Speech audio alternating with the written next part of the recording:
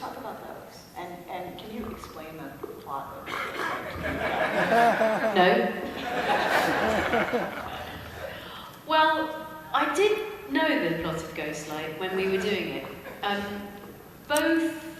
All our stories really suffered from not having enough time because they were new writers and because I don't know whether writers sometimes don't understand how long business takes to do.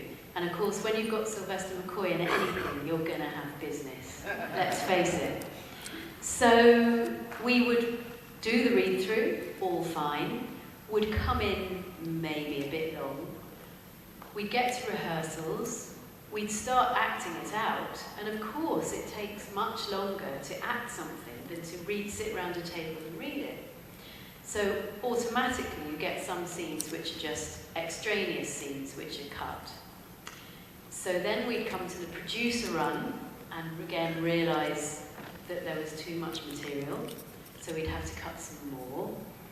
And then we'd get to the studio and we'd realise that, because of course even if you're in a rehearsal room and you're rehearsing stuff, it's still not going to take as long as when you're in the studio with all the proper props and the proper set and everything. So again, there was stuff that we just didn't have time to do, and they would have to cut things up in the gallery. And then, of course, the final process of the editing, where they've got all the material and realise there's still too long, there's still too much material, so they cut again. And all of our stories, I think, suffered from that. None more so than Ghostlight, of course.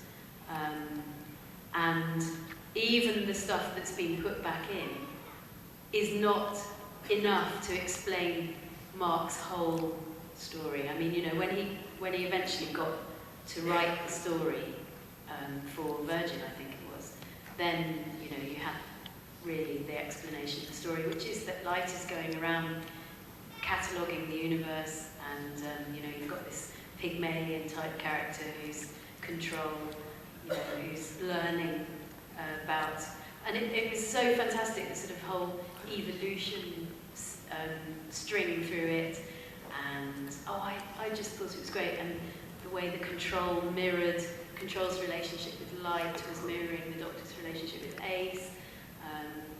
You know, those characters are so good, and the design was just superb. You got a pretty frock for that one, too. I did get a pretty frock, yeah. I went to try it on, and it was used in a previous series called the Anedin line, and but the actress before me had much smaller shoulders. I've got quite broad shoulders, so they had to kind of do a bit of fiddling with it. But it was, yeah, it was really nice to wear different costumes, actually, and to wear 3 different costumes in that one. I loved wearing the suit as well. So yeah, it was just so beautifully done. And the acting, you know, to get actors like Sylvia Sims and, well, all those guys in there, you know, they were top-notch BBC proper drama actors. It was great, really good. And Kirsty Fenric, again, I loved having an opportunity to wear a different sort of character and costume, and it was such good fun. Again, we did all the location stuff first. Well, it was all on location, but we did the stuff in the army camp first, and it was the most bizarre weather. We had really strange weather. It was snowing one minute. You can see some of the photographs that subsequently, I don't know if you've seen them, we signed them for you, with Sylvester and me with an umbrella up. And in the background, it's snow everywhere. And they had to wash the snow out of the background of the stuff that we'd already shot so that it matched up. We had to make up a special line about the weird weather going on, and yeah, it was amazing. And I'm wearing wellies, actually, and sort of little wellies up here, because I couldn't possibly wear shoes because it was so muddy. My shoes kept going down the tunnel with the hemovals at the end.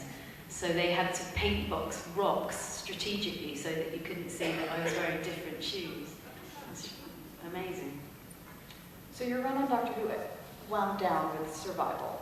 which is another one of my favorite episodes. Because oddly enough, all of your